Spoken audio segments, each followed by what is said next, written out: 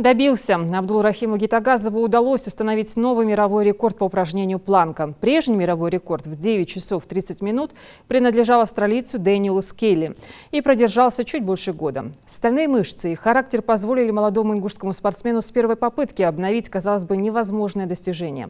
Однако спортсмен на этом решил не останавливаться и продолжает уверенно держать планку до 11 часов 11 минут.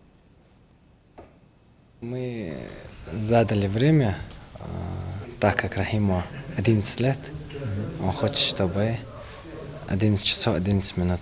Держится уверенно Абдулрахим. Все присутствующие устали, а он стоит.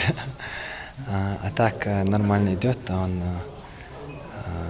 по плану, со здоровьем все отлично, хорошо, чувствует себя тоже хорошо. Так мы наблюдаем, эксперты книги рекордов тоже довольны, то, что он правильно держит планку. За процессом внимательно следит специальная комиссия книги рекордов.